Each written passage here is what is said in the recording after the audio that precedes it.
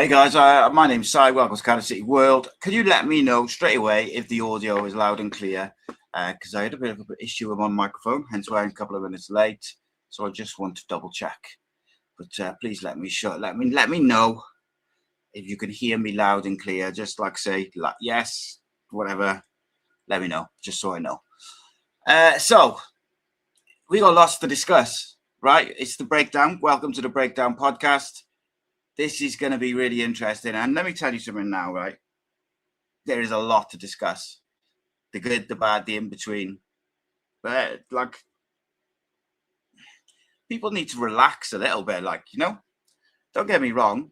In many ways, yesterday wasn't good. But in some ways, it was good.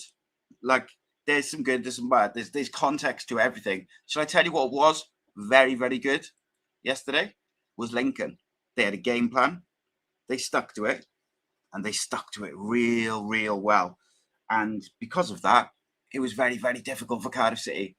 Now, could we have done some things differently? Yeah, definitely. 100% we could have done some things differently. And I think not even with hindsight, I think we talked about a lot of them, or some of them is certainly in the previews and the build up to the game.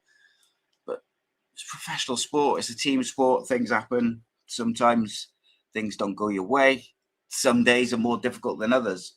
I don't really understand people's need to have a scapegoat. That's weird to me, but I get everyone's entitled to an opinion, I guess. To me, they're a team. The manager picked the team. We can assess it and we can give our opinion on whether we think he made the right decisions. We can give an opinion on whether you think someone played well or not.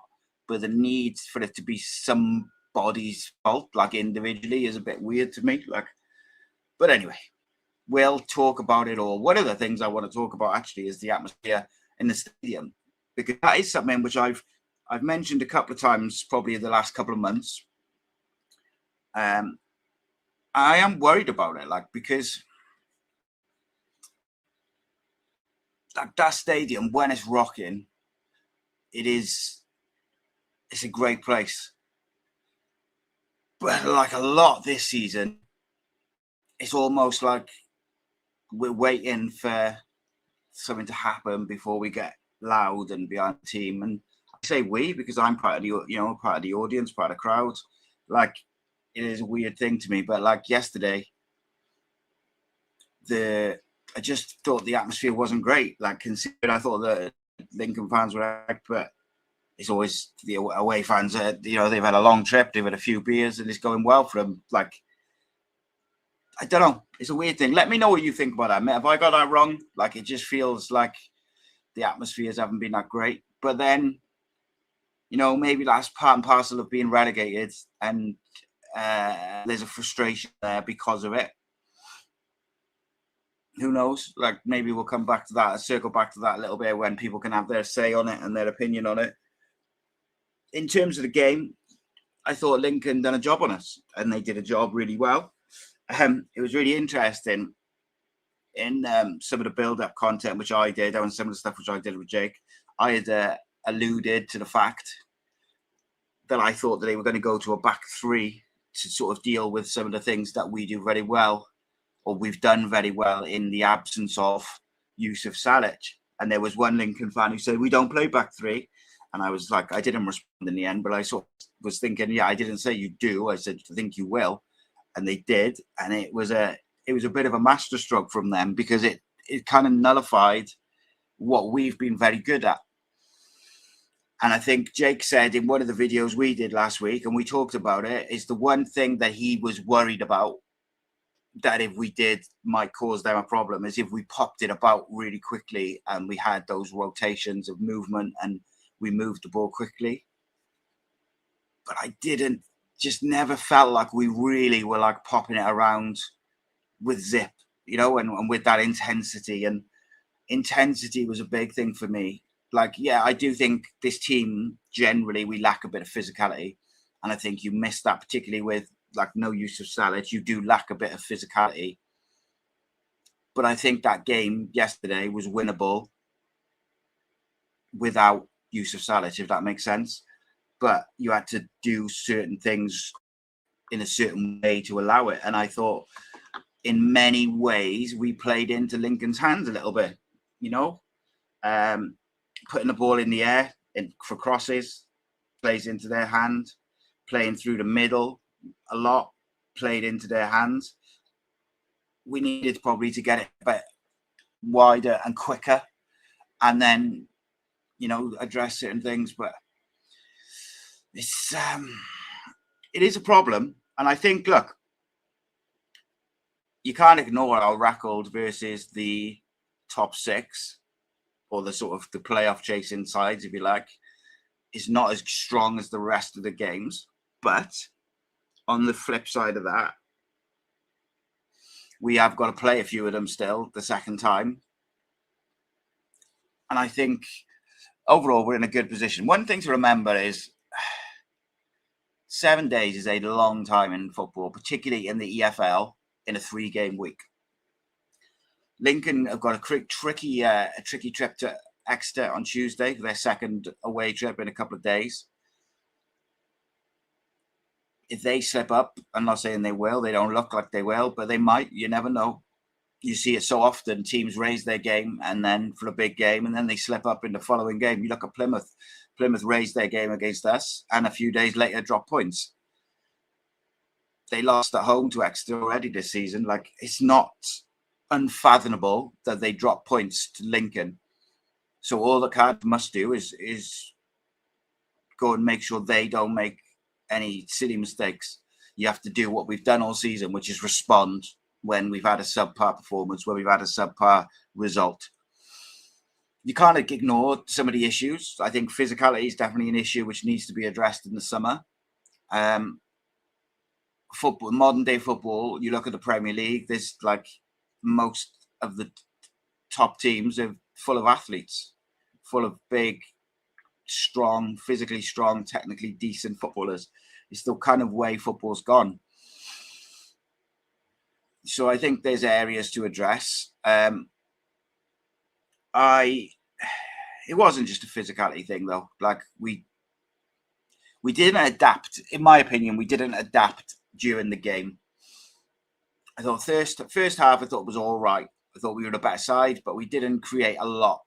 And in fact, a lot of our chances came from long range efforts. And then in the second half, we worked some nice little areas around the edge of the box and refused to take the shot. I think that was a little bit disappointing. And we just didn't have that pace and that directness in the wide areas. Ollie Tanner's had an off day, but he's been exceptional of late. Now, is it just as simple as he's more comfortable on the other side? I don't know.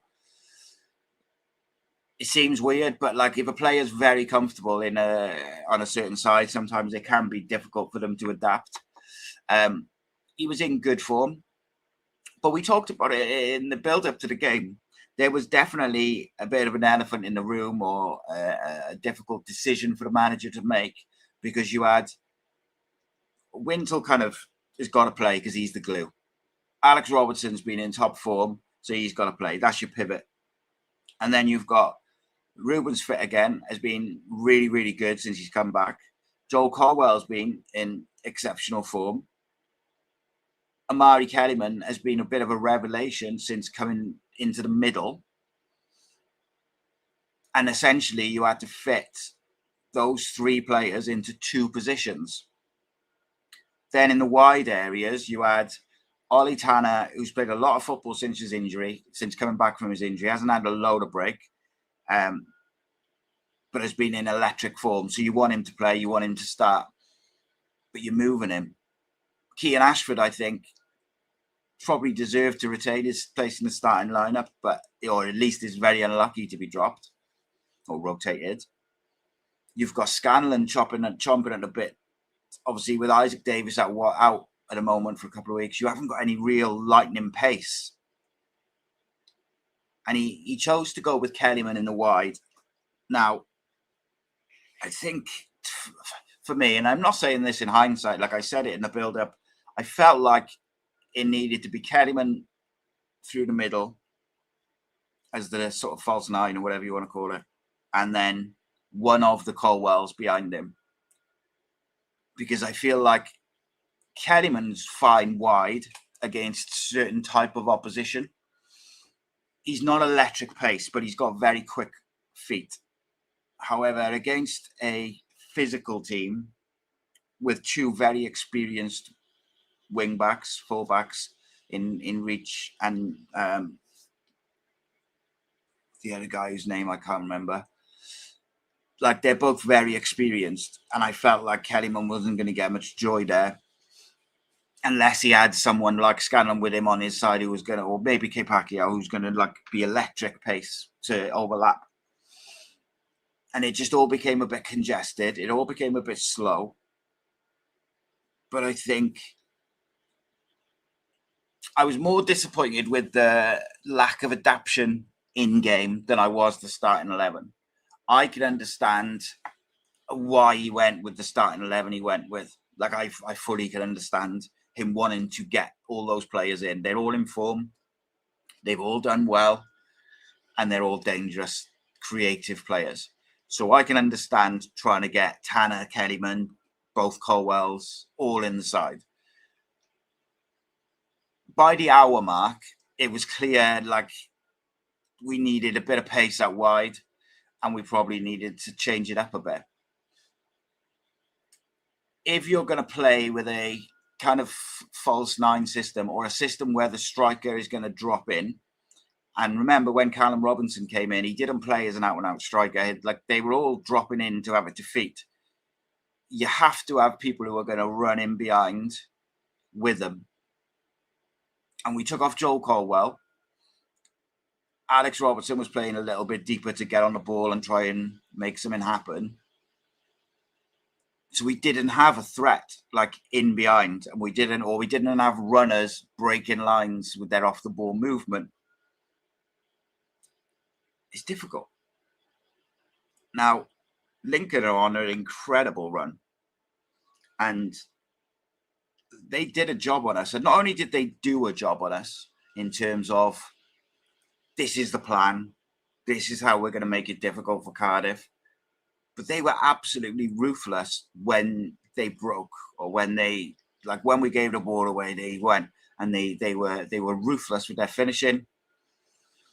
And you can point to individuals in, like, you know, Tanner gave the ball away. I thought Osho was quite poor for the first goal. I thought Will Fish was quite poor for the second goal. Like, after Tanner gave the ball away, there was a lot to do. It's not just, oh, Tanner gave the ball away, it's his fault. He's given the ball away, yes, but there's work to be done between then and when they get the shot off. And it probably wasn't good enough. And overall, that's ultimately what it was, is we just weren't good enough on the day. Now, is it a worry that when the big crowds do come and the big games do come, we haven't perhaps really shown up? Yeah, and yes and no, I suppose, because look, Chelsea game, we turned up, right, and we were unlucky, but then there's no pressure. There's no pressure on that. There's no pressure on the Chelsea game. No one's expecting us to win. And we had a lot of possession, and we didn't do a lot with it, ultimately. I've seen a lot of people like digging out Ruben Colwell on social media, and I don't really get it. Like, he did come too deep at times, but I think that's his natural instinct, is to drop deep and get on the ball and face up and create, which is why I think he's better probably in a bit of a 10-stroke free roll with someone in front of him. But overall, I just thought we weren't great. Like, we didn't even have much urgency. Like, the example I think I used in the 5 Things video, or it might have been player ratings, is like Willock, and I'm not digging Willock out, I'm just using it as an example. Like, Willock had the ball, we're like 1-2-0 down, and it's very like slow. There's no urgency to it. There's no like, oh, I'm going to get in behind, get this cross across, or I'm going to do something with it. It's like we've got all the time in the world. And I understand to a certain extent, you've got to You've got to be patient and you've got to keep playing. And that's worked for us this season.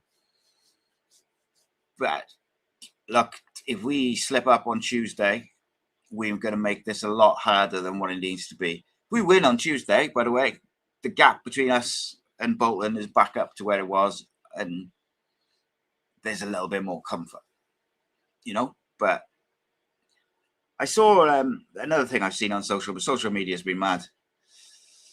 It's like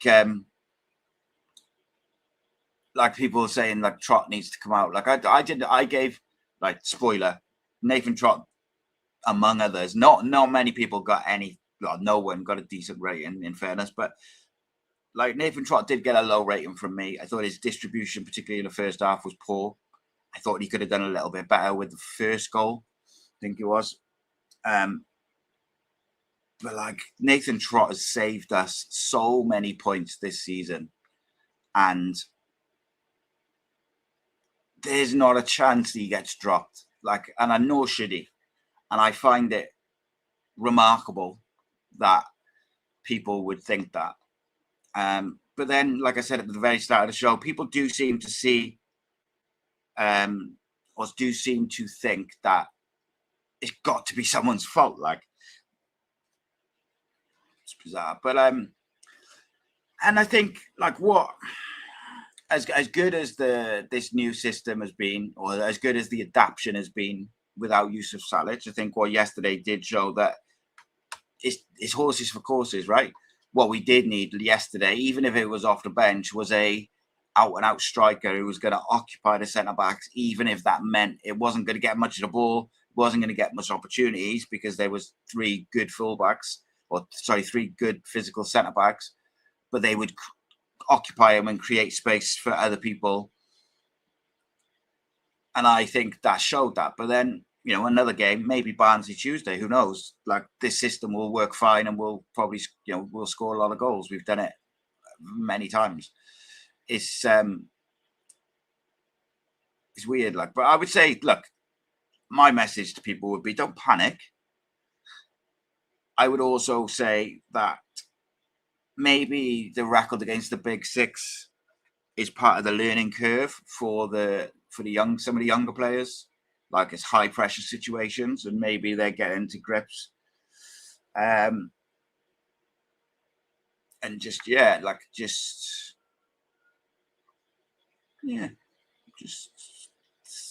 we're still in our hands. It's still comfortable in terms of there's a gap. I understand the disappointment. I understand the frustration. I understand a bit of anger. Like, I was very emotional yesterday, very frustrated, very annoyed. But it's not, like we said in the build-up to the game, not the end of the world. The title wasn't decided yesterday. We could be top again on Tuesday. We could be top again next Saturday, or we might not be. What we need to do is take one game at a time. There's 10 games left. You win more. If we win most of our 10 games, then we'll get promoted. But we got to stick with the team, got to stick with the manager. Like, assessing a game, assessing the performances of the team, the individuals, the tactics, whatever. That's not being fickle. That's not being negative. That is just looking at the game and seeing what you see. Looking for scapegoats and saying certain things about people, like they should never wear a Cardiff shirt again and blah, blah, blah. Like, I got no time for that at all. It's embarrassing. But yeah, look, we weren't at it. And Lincoln did a good job. Let's have a look at some of the comments. I've got some other stuff where I want to delve into. JT says, you're just talking about that. Fans wanting Trott dropped are in panic mode. You do not drop your number one for the run-in. Seems BBM doesn't rate Turner or Tyra, has not been named in weeks. I think it's more that he wants the outfield options than whether he rates them or not. But I see he hasn't picked them at the end of the day. Lewis says, all this nonsense that we don't need Salic proved that we did after yesterday. No presence in the box whatsoever. Yeah, mate, it's horses for courses, isn't it? And like, I think playing a false nine or a striker who's going to drop and look for feet and drop deep, two things. one is very, very difficult to do against 3 centre-backs because one can follow him in and you've still got 2. And 2 is even more difficult to do if you haven't got a lot of movement running in behind, because that's the point of it, is to create space for people to run into. Like Salic, that was a game, even though I believe if Salic was fit, I believe they would have probably played 4 at the back and gone with 2 centre-backs, because I think they changed to 3 to deal with the rotations and the movement that we've seen off, the past few weeks. We scored a lot of goals of late, and they nullified that by doing that. But they would have enjoyed the physical battle against Yusuf Salic. However, he would have occupied them, like I said. Okay, a few people saying about the audio. Thank you. Yeah, David says our record against the top teams is pretty poor. It's not great, mate, is it? But that doesn't. We still got to play some of them. Like that Bolton game could end up being big if we drop points the next couple of weeks. But I just think like 7 days is such a long time in football. We could be looking a whole lot of days, like next Saturday or next Sunday at this time. Right, so what's the time? 20 to 9, right? Someone remind me next Saturday how we're looking. Could be worse, could be better. Like it could be all kinds of different. Graham says, not a good weekend for football. Instance at the City game and then Rangers and Celtic today. Yeah. There's always a few which spoil it, mate, for others and stuff. And like, disappointing to see. None the same. It is what it is, I suppose. Very, very disappointing. Paul says, gutted we didn't show up what we could really do. Well done to Lincoln. We'll bounce back. We are. Yeah, I don't know what to make of it, mate. It was frustrating, to say the least. And sometimes I think you've maybe just got to give, because when I look at it overall, and I didn't get to watch the whole game back, but I watched a bit of it back this morning. I will say, we weren't terrible. There was a few things lacking. Tempo, I thought, was a big problem. And movement off the ball as the game went on got less and less. But we weren't terrible. Sometimes you just got to give credit to Lincoln or your opposition and say, look, they've done really well. Ryan says, we all turn up expectant these days. No result is a gimme. Atmosphere went flat once we went behind, especially after the second. Yeah, so this is something I've kind of alluded to a couple of times, mate, over the last month or two, is I feel like there is a bit of expectancy in the crowd this season, or certainly in the last month or two, whereby the crowd turns up and almost just expects to win and score multiple goals. And until something happens, the crowd's very quiet. And it's a problem, because this young team, if we do, drop more points over the next few couple of games, they're going to need the crowd behind them and with them to get them over the line. And I just think it's definitely an issue, mate. 100% is an issue. And then you go away and the crowd and the atmosphere is so good and so behind the team. It's like night and day, and it's trying to replicate that at home. I don't know what the answer is, because it's definitely not the same. Bob Banks says, all the Asbos were back yesterday, weren't interested in supporting the team, more interested in throwing things on the pitch and booing our own players. Exactly that, mate. Exactly that. EM says, disappointing yesterday, but we move on. I agree on the atmosphere. It was very nervous. I think everyone knew they'd do a job on us. You could see we'd have all the ball, but they'd hit us. Yeah, we said it in the preview, mate, that they were going to be very happy to let us have the ball, and just we were going to have to break them down, and we just didn't have it. Like, the urgency, I thought, was lacking. The intensity was lacking. And just that bit of quality. I do think, for instance, A Ruben shot in the first half where the keeper makes a great save. That goes in before half time. It's such a different game. Ruben's shot in the second half, which he put like inches wide, that goes in. Like suddenly there's like it's going to be a big finish. Same like Robbo had a shot from the edge of the box. Like just these little moments that we just weren't able to take advantage of. I thought there was a few opportunities in the second half to really shoot, and we didn't. And I get it's like sometimes the crowd's saying shoot from like 35 yards out, and it's on the player's wrong foot, and you're like, well, you're not going to shoot today. But there was a few opportunities there. I thought we worked it quite well on the edge of the box. It opened up a little bit.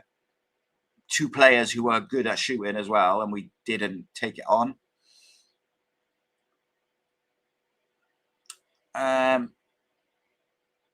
Matthew says, it will be fine. Lincoln still might drop points. Title race is way open. Only 2 points in it. Lincoln came with a plan, executed it. Based on the way they play, though, I feel they'll struggle in the championship. Possibly, mate. I think you've got to just give them credit, haven't you? Ultimately, I think the title race is nowhere near over, mate. It's 2 points. Just as if we had like opened up a 4 or 5 point gap, I don't think it was over. Like I said, we could be back top by Tuesday, end of play on Tuesday night. Like it is what it is.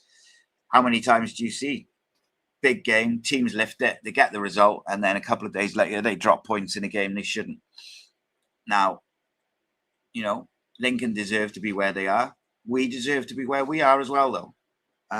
You know, like people seem to forget that. Like we're in the top two with a gap between the rest of the teams. We're there. We've done that. We're on merit. We've done that. Doesn't matter which teams we've beaten. We are there on merit. And, you know, yeah, maybe against top 6, top 8 teams, we haven't got the best record, but won't matter if we finish in the top 2. And I still think there's 10 games, there's 30 points to play for. Take 30 points. Lincoln at the very least are going to draw one game or lose a game. Now, I'm not saying that we're going to go win 10 games. We have the ability to go win 10 games. It would be very, very difficult to do that. And if we won 10 in a row, we'd bloody deserve to win the league, right? But what I'm saying is, go win and go. Just what we need to do is make sure we do not lose any more games. In the next 10, don't lose. And I think that's realistic. But we've got to be at it. And I think that there's 2 things which I think the manager's got to do. I think he's got to pick up defensive centre-back pairing and stick with it. And I think he's got to freshen up the starting lineup a little bit. Because I do feel like there's a few tired legs in there. And I thought we lacked a bit of pace yesterday. So I'd like to see us stick with a centre-back pairing for the run-in if we could do so without, you know, injuries and stuff like that. Bob Banks says, Lincoln didn't allow our players to get the fans up for it. Atmosphere was okay first half, but got killed after the first goal. Yeah, like I was also sat in a different spot yesterday, which I didn't like. I liked my seat, and I was in the Premier Lounge yesterday, and yeah, look, I appreciate it. By the way, I had tickets off Dragon Sports and stuff, and I really appreciate it. But I like my seat. I like my view. But yeah, no, it was a different experience, different part of the grounds. But yeah, probably not for me. EM says too many off games, as you mentioned in 5 things. We knew they'd lump it in the box and be direct, and we didn't. We didn't look like we worked on it. Trott was so flappy on the first few and was really nervy. Yeah, yes and no, mate, because we didn't concede from set piece, and I didn't really think I'm trying to think top of my head now. Like, I didn't think they came super close off a set piece to score in. I think it's very difficult for goalkeepers with those sorts of things. They got to come through bodies and stuff like that. Like, I get what you're saying, but we got done on the transition ultimately.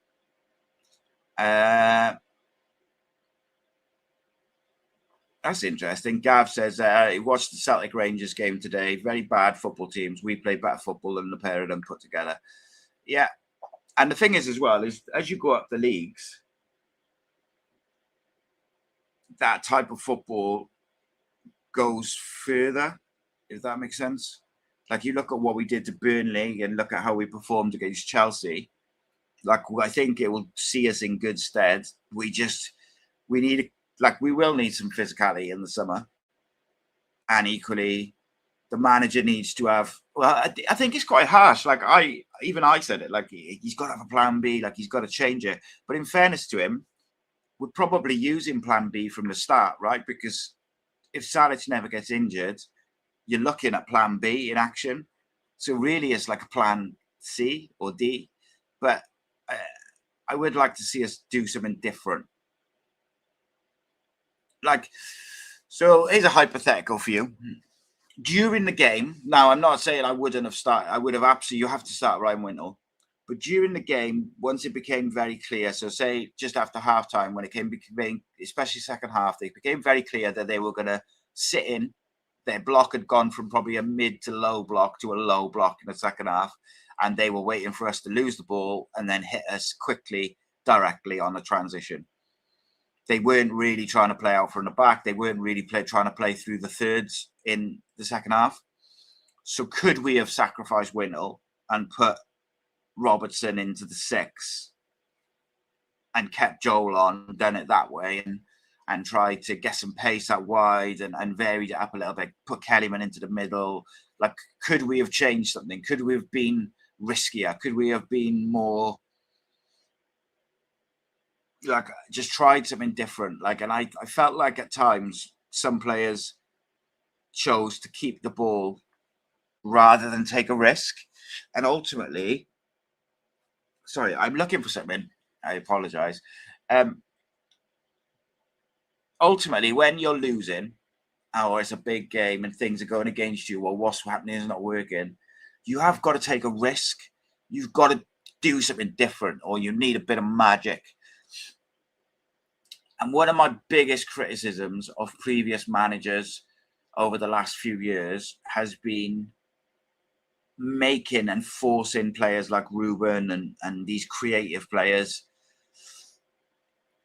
forcing them, Willock, like forcing them to just keep the ball rather than sometimes just trying to do something outrageous, which they're very capable of doing.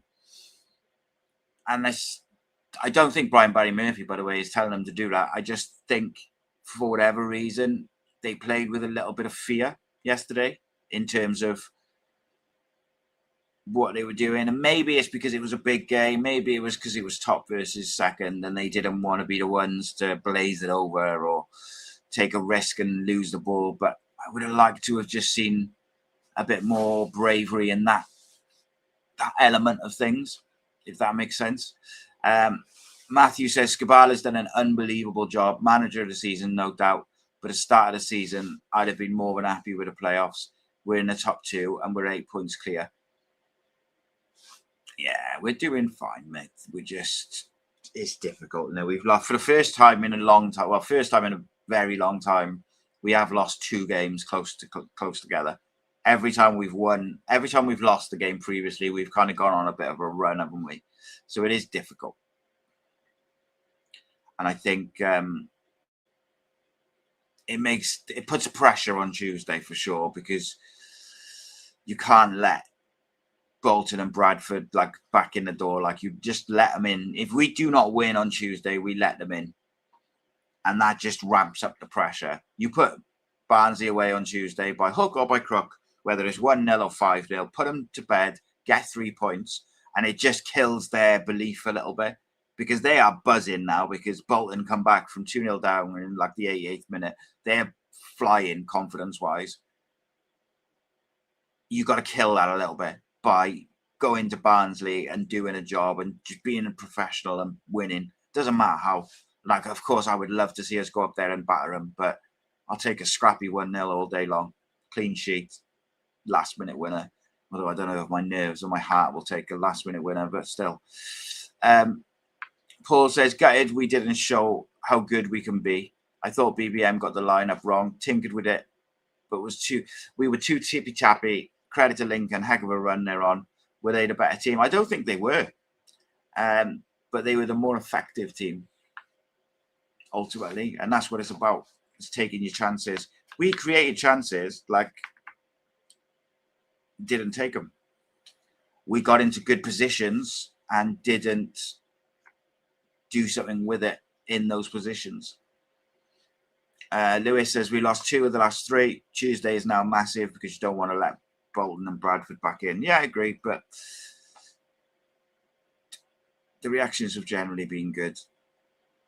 EM says in Lincoln came with a plan. Don't concede, we'll get a chance. They did it twice. Fair play to them. But I'd rather be in our position, squad management-wise. Interesting.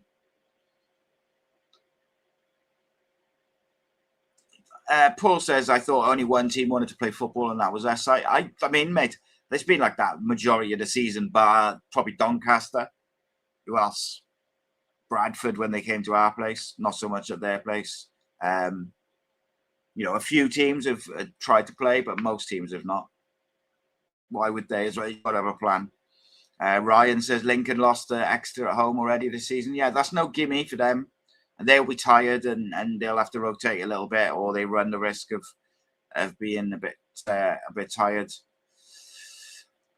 They've also got Stockport on Saturday, and Stockport have had a week's rest due to the FA Cup. So look, I cannot state enough. Like, we just got to win the next 2 games, or just by hook or by crook, and then see where we are, because could easily be in a very good position all of a sudden. Like, it's not the end of the world. The title wasn't won yesterday. We're not back in the playoffs. We haven't missed out on anything. It was a bad day. And we weren't even that bad. Like, that's the thing to remember. And I think, I think the intensity and the urgency and the like certain elements of those things, those metrics, weren't quite right, but we also weren't awful. Like, we did some good stuff. We looked after the ball majority of the time, created some chances. Just needed to be a bit braver, a bit more attacking at certain points. Play with a bit. We do know. I still think we lack pace. Like, you take Isaac out of the squad and we are lacking pace. So that was why I just thought it was weird that Scanlon wasn't used. I expect Scanlon. I would, in my opinion, Scanlon will start on Saturday. Matthew says there's enough technical ability in this team to do well in the championship. However, we need some genuine pace in the summer. Another striker, a left back, and a physical monster or 2. I don't disagree, mate. I think I stand by what I said at the start of the season in the summer. If we had added a central midfielder who was big but technically able to play the system, that was a game changer for this team. And I stand by that still. Jamie makes a great point. Doing well considering the budget, but we definitely could do with a couple of adults in the squad. I think what we need, mate, is some, with the greatest of respect, we need some real men in there, like physically, but who are also technically proficient enough to play, to start without dropping the level of the team, if that makes sense.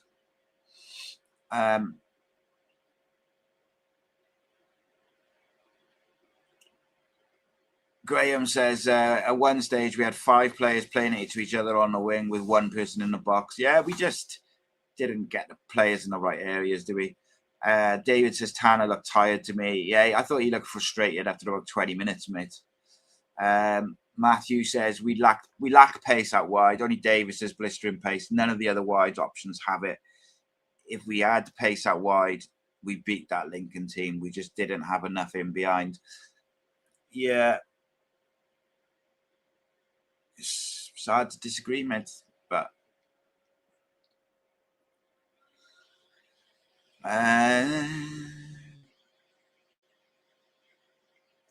so Graham says Lincoln have been unbelievable. They'll not slip up much more in the running. They have the incentive now. No, I disagree with that, mate. Like, they had not that they've been unbelievable. They have. All I said, and I stand by, is they won't win 10 games in a row. They won't win the next 10 games. If they do, fair play to them, but I don't believe they will win the next 10 games. They might not lose any, but they will not win all 10, in my opinion. Gav says he's looking forward to playing Lincoln in the Championship next season. Graham says, disappointing another crowd didn't get beyond the team when they scored. That's not the Cardiff way. Really strange. Yeah, there was a few bits that didn't feel very Cardiff yesterday, mate, to be honest. Gavin says, "Si, we started the game with a team that finishes games when looking for a goal, etc." Yeah, I understand why he went for that 11. Like, I really do. And I almost think, yeah, I think that's what I would have gone for, because I'd want to get them all in. But then actually, when you take a step back and you look at it, Kellyman was always going to struggle out wide against either side, because he hasn't got that blistering pace. And he's been so good in the middle. But then last week, Ruben was so good in that position. Joel Colwell has been so good through the middle. So I understand the difficulty in trying to work out, or like trying to choose and fit them all in.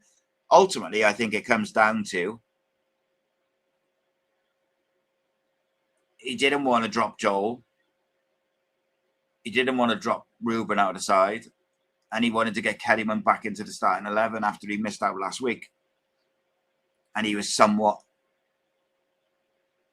There's only so many ways you can do that, right? Jonathan says, it was an attacking side I wanted to see, although the wingers were on the wrong side, but it didn't work. Ruben didn't work as a 9, drifting back into the midfield instead of getting forward. And then Gaz says Ruben's not a 9.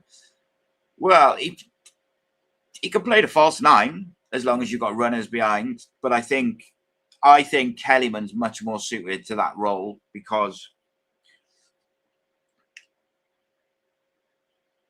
particularly when teams are compact and they get 11 behind the ball, Ruben's happy to drop deeper to get on the ball and face up. Kellyman will drop in, but he drops into the half spaces, like in between the centre backs and in between the centre backs and the wingers, and in behind the defensive midfielders. So he's suited to that sort of false 9. But either way, if Kellyman drops in, or it's Ruben or someone else, even if it was Robbo, if you haven't got people running and attacking the space behind them into the spaces they've vacated, it doesn't work anyway. So Jonathan says I'd say we need 6 wins from 11 games to secure automatic promotion. You're probably right. You're probably right. You are probably right. But I could also see a world where we don't need that many wins. This league is so all over the place in terms of the teams chasing and the results. Graham says, has Trott been off his normal standards, missed a few crosses? I think he's looked nervous since he made the mistake, mate, if I'm honest. I thought he had looked a bit better of late, like he looked like he was getting his confidence back. But that mistake at Leyton Orient definitely knocked his confidence. JT says we'd have been better off signing McGoldrick like a striker instead of Tyra. It's a waste having 3 keepers when we don't use a sub-keeper.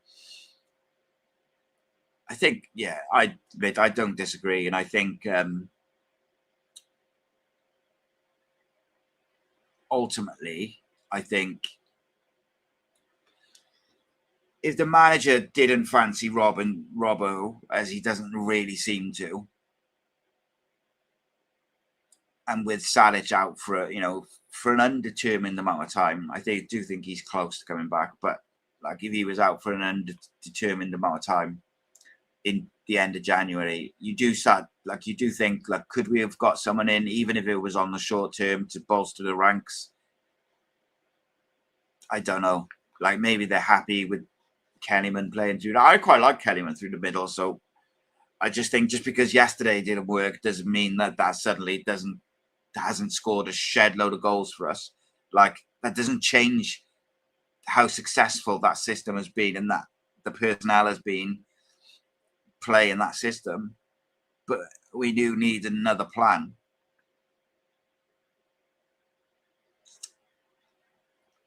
(1927) GB says we need to keep our nerve here. Here we're 8 clear with a game in hand. Port Vale, Blackpool, Northampton, Wickham, Bolton to come. Mansfield, Huddersfield, Reading, Peterborough, all winnable games and better than Bolton. But Bolton's last 7 is insane. Just chill in it and just play.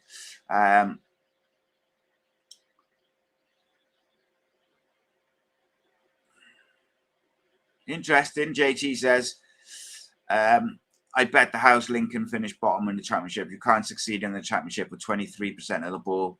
Our style will thrive in the championship if BBM is backed. That's a big if. I'm not sure if they'll finish bottom, mate, because I think they're a good team that knows their roles very well. And it obviously depends on who they sign and stuff. But I don't necessarily disagree with some of the stuff you said. Steven Schumacher is very capable of going on a run. The reason why I don't necessarily think they will this time around is this last 7 games are mental that they've got. Like it's just such a difficult run in. And look, if they go and win all their games, perhaps they deserve it, like because it's crazy. But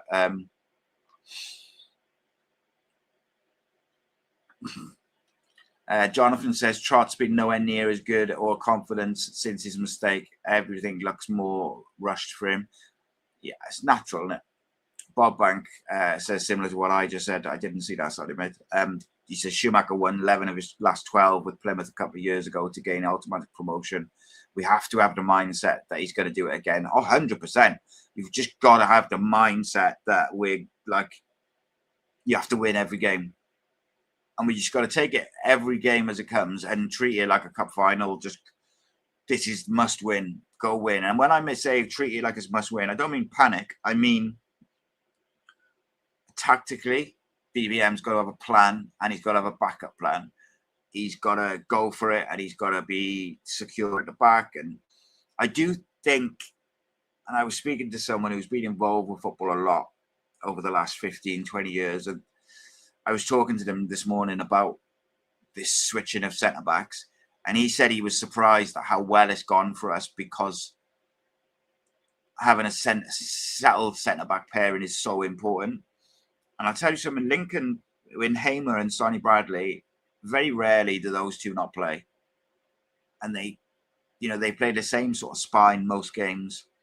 Adam Reach plays most games. Like they're experienced heads in there and they know their jobs. And maybe the constant switching is not helping us because you can't get the chemistry in the run. And that's why I thought Dylan and Will Fish did so well at the start of the season because they had the most chemistry.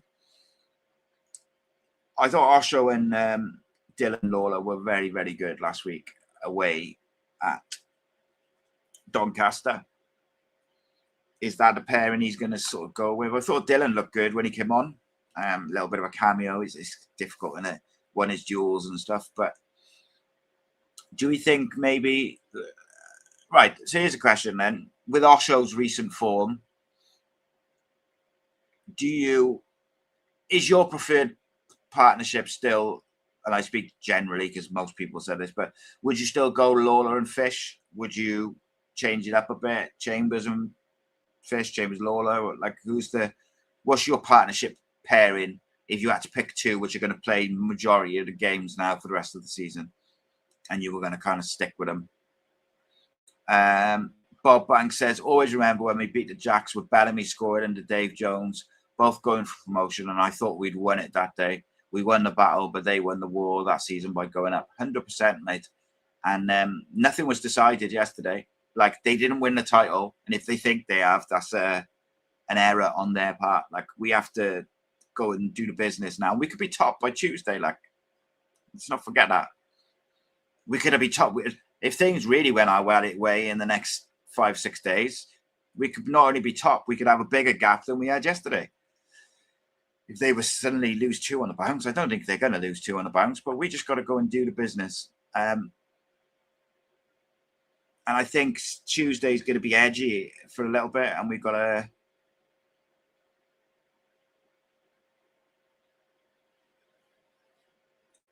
just do our thing, innit? Graham says, strange game. Didn't see either team scoring. Yeah, I thought it's weird, right? Before they scored their first goal, I thought we looked really comfortable, and I felt like we were the only ones who were gonna score. But just shows how like a little error, a little sloppy pass, gave the ball away in the wrong area, and suddenly you're done, and you're behind. Let's have a look what else people are saying. Paul says we can now do the chasing, see if Lincoln can handle the pressure of clubs up in their games against top of the league club. Yeah, I'm not sure that teams will do it, mate, against them.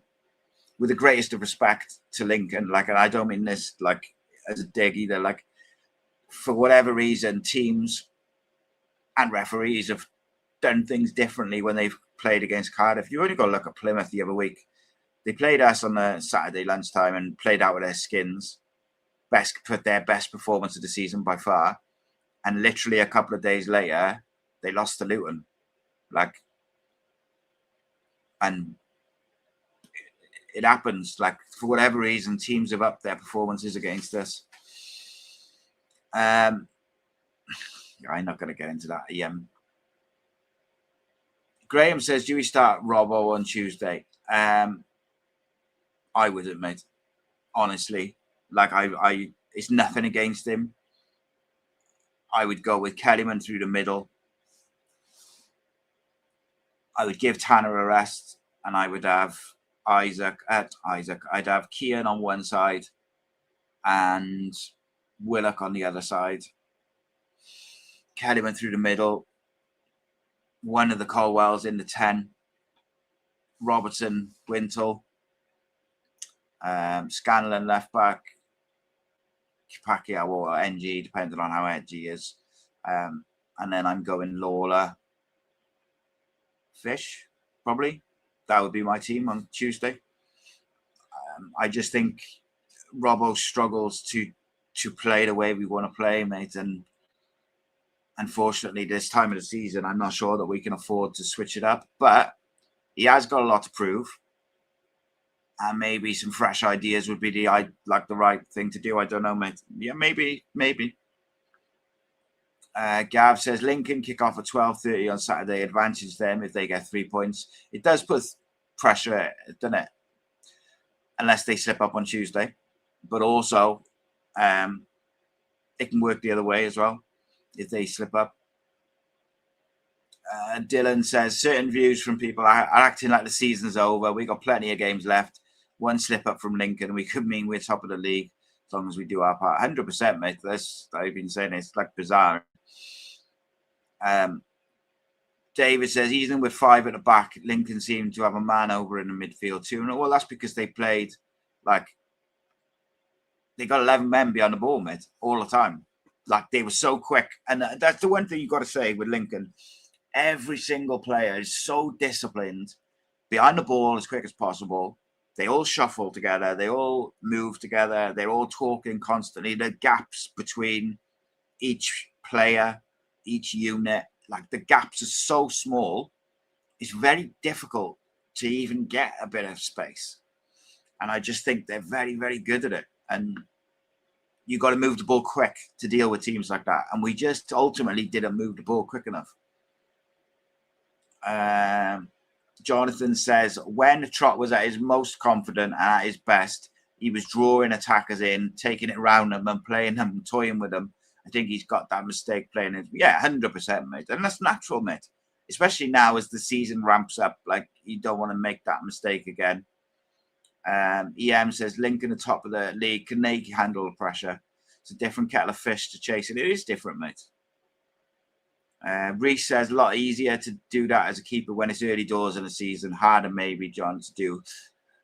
Yeah, And then Reese also says, but I agree, he does look off his best, but I wouldn't be dropping him anytime soon. I can't remember many goals he's let in since that mistake that he should have done better with. Like, he doesn't look as confident with the ball at his feet. I agree 100%. But I also think he's been told to go a bit more direct than he was earlier in the season. I say that I do think he should have done a bit better for the first goal yesterday, if I'm honest. Paul says, season's not finished yet, all to play for, plenty of ups, plenty of downs. We just have to get the results now and put pressure on them around us. Yeah, mate, we're Cardiff City. We were never going to do it the easy way, were we? Let's be honest. JT says, a front four of Willock, Ashford, Colwell, Robinson would be a lot more balanced than the 11 we started with yesterday. I don't disagree with that, mate. I'm not sure about Robinson at the moment, because when I see him playing in the 9, I'm not sure he fits with the way we want to play, but I think he can. I just wish he'd play on the last man and play more as like an old school number 9, like, you know, the big man, little man combinations we saw back in the day, like almost like that, but without the big man. So he's on the last man, on the shoulder of the last man, always looking to get in behind and stretch the pitch. And then that way creates space for other people. I think he's so good at that. And I think because of the way we've wanted to play this year, he's been asked to adapt his game and come to get it to feet. And I don't think that's what he's best at. He's done very well at his link-up plays, improved so much this year. But I just think he's best off the shoulder. But he can't press is the problem. And I think that's the other side of that, is I think if Isaac was fit, we'd have seen Isaac through the middle yesterday at some point in the game because of his pace. 1927 GB says, Bolton, have a terrible last 7. They need to be perfect now. If we won 6 of 10, it's 90 points. Bolton would need 26 more points to hit 90. They would need to win at least 8, and that's only if we win 6. All we can do is just do it one at a time, just win and see what happens around us. Jonathan Mordecai says, we lack tempo, we lack cutting edge, but it was hard to create much when they had a low block. Crowded the centre area very well, like a more efficient Wigan with a clinical counter-attack. Yeah, I agree with that, mate. But also, there's ways around, or there's ways to break down a low block, and we just didn't do any of those things remotely well enough, like at all. Graham says, a few boos at the end of the game was crazy. Yeah, it was mind-blowing, mate.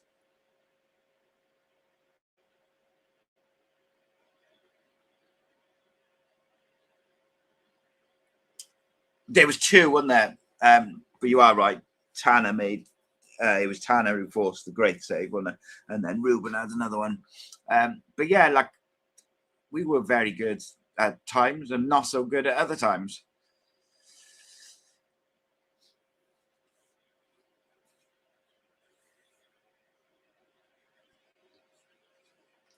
Reece says, I will say I didn't think Ruben looked back to his early season best, at least not yet, granted. Looked relatively sharp in previous games, but he was unusually sloppy on times. I love Ruben too. I'm a big fan. I thought he was excellent against Doncaster, mate. I thought he was really, really good. He was trying to make things happen yesterday, wasn't he? And there was times when he was trying to force it. I think I said that earlier, like he was trying to force it. And on one hand, I'm saying, like, we've got to take risk and you've got to try and do something. But then on the other hand, critical because he's giving the ball away or he's trying to force it. Like, it's a very difficult balance to find. Bluebird FC 11 says, why swap Tanner? Doesn't look the same player on the left. It's hard not to disagree, mate, especially when you could have put Kean left. Kean was very good last week and has been really good off the bench of late as well. Like, I didn't really understand other than trying to not shoehorn, but like trying to get all the the Colwells and Kellyman all in together. And I think Kellyman prefers it off the right. I think Kellyman's fine wide against certain opposition. I just didn't think that Lincoln was the opposition where he was going to thrive.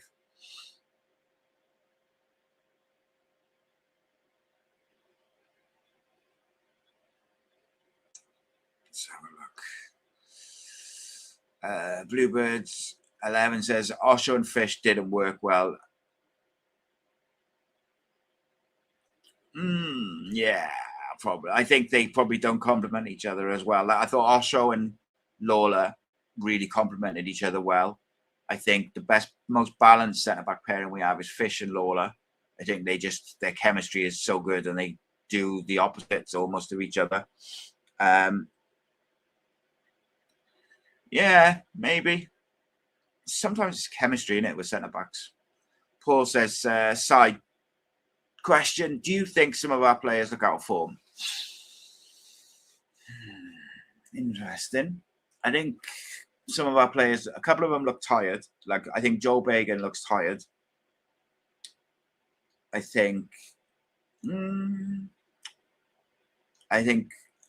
Will Fish looked a little bit rusty yesterday, where he's been in and out of the team.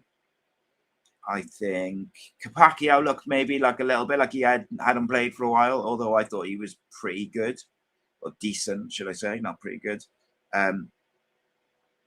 Not overly, mate. Like, I think Joel Colwell's in great form. I think, or has been in great form. I think Alex Robertson's been in very good form. I think Ruben's looked sharp since he come back. Kellyman's been in good form through the middle.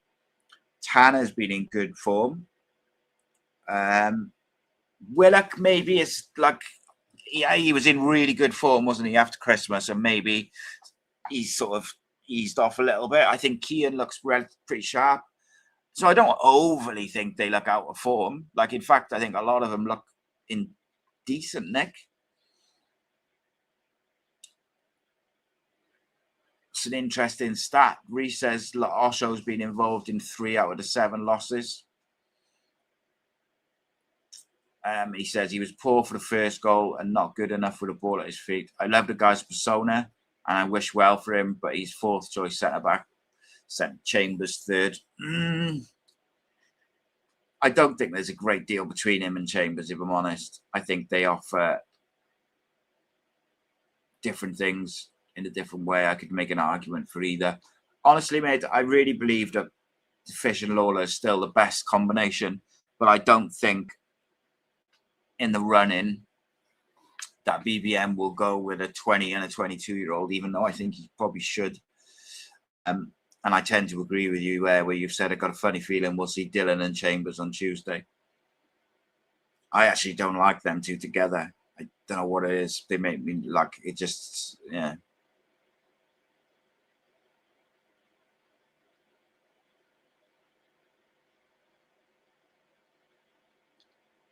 Ryan says Trott being dug out is a shocker. Same up Burton. We couldn't handle long throws, and Lincoln knew that nobody really took responsibility at the back.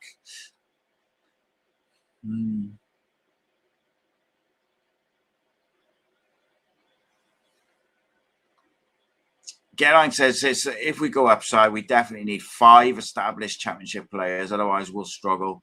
My biggest worry is if we don't go up, we're going to lose our better young players and possibly BBM. That's obviously the worry, mate, if we don't go up. I'm not sure about 5, mate, but I could definitely make an argument for like 3. I don't know. It's difficult, right? Because when you look at it, we definitely need a left back. And by the way, Joel Bagan hasn't signed a new contract, so we could need 2. Nathan Trott is on loan. Who knows, like, what a crack is with that. So we might need a goalkeeper. So that's like 2 without even getting to strengthening the squad, really. Yeah, maybe 5 is right, mate. I don't know if they have to be established championship players. They just have to be of the required quality, I guess, don't they? Paul says, right, agree. So we should have taken more risks. I said Kellyman should have played through the middle. Ruben dropped back, Tanner on the right, Ashford, who added more pace. I think he should have come on at halftime. Yeah, I thought Ashford did quite well, mate. Right, last couple, I didn't realise the time got taken away. Reece says, I did say a few weeks back when everyone was confident we would go up, I said it would go to the wire, and I still see Bolton out in the last late charge, making it squeaky bum time. But it'll be as squeaky bum time as we make it, won't it? If we win the next 3 or 4 games, we'll have one foot there. Like, you know, it's one of them. Jonathan says Chambers was centre back for Blackpool and Plymouth losses, which, by the way, were the second half versus Blackpool and the Plymouth game were the worst defensive performances of the season. But I think that was in response to someone saying about the Osho stat. Look, it's a team game at the end of the day. Gav says I'd go for Lawler and Chambers on Tuesday. John says McGoldrick, I don't think is very physical, so Lawler would be a good game for him.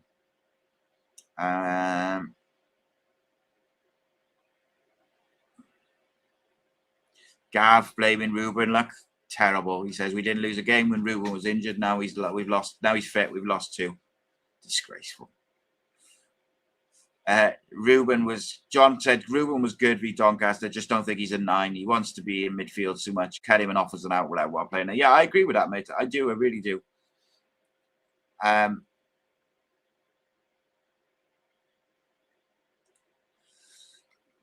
It's JT says BBM says we don't play a false 9, but we've got eyes.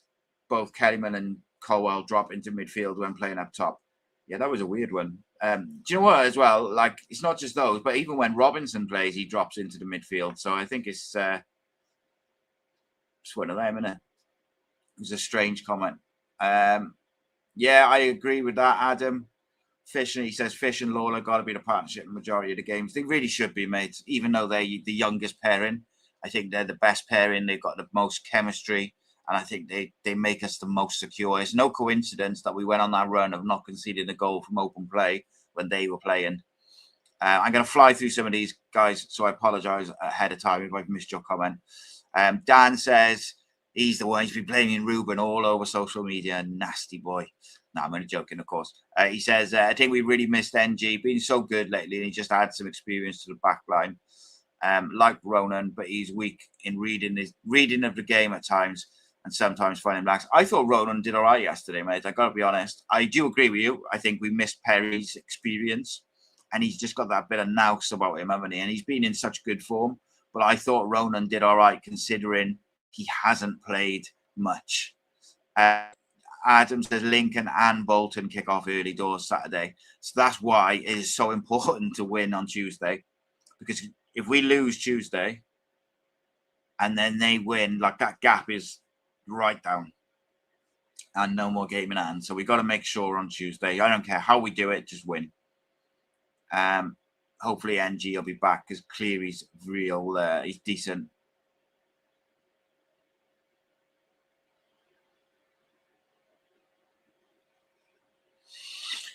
Yeah, look, at the end of the day, right, BBM's got to make the tough decisions. That's why he's the boss. And I said it in the build-up, so I'm not saying it in hindsight, but I felt like he needed to pick one of them to put on the bench. And really, if you look at historically over the season, and you look at it as Joel, Ruben, and Kellyman, the ones who've had more impact off the bench are Ruben and Kellyman.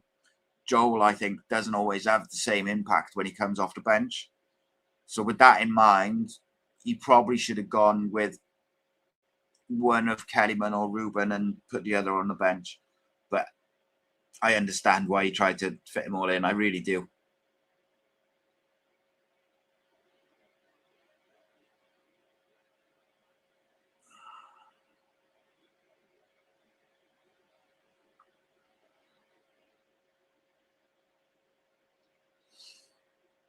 Right. Ladies and gentlemen, going to leave it there. Thank you so much, as always. I appreciate all the comments. I know I missed some towards the end. I just ran out of time. Stick with it, boys and girls. We're in a good position. Got to get a result on Tuesday. That's the one for me. Got a player ratings out in the morning or in the lunchtime tomorrow. I mean, I'll give you a little spoiler. There's not many good ratings in there, but we go into the data, we go into the detail of it and the eye test and everything, which, you know, we have a proper look at it, as we always do. We don't just criticize or just, we try and give the context and look at each individual. Cardiff City phone in tomorrow, member show, and then Tuesday we'll have preview for the game and we'll look ahead to Barnsley. We'll have post-match reaction and stuff like that. I got videos on my channel coming out this week, got a couple of different things. They'll probably be later in the week though, because I got quite a lot on Monday and Tuesday.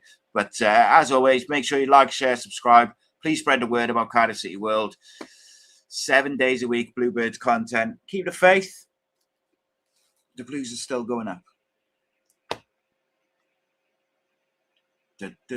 This channel is powered by an incredible membership community on Cardiff City World and patreon.com/AcePodcastNation. Becoming a member unlocks exclusive rewards from early access to live event tickets, bonus content, and even the occasional inside transfer scoop when we get it. But more importantly, it allows us to bring you top quality Cardiff City content 7 days a week.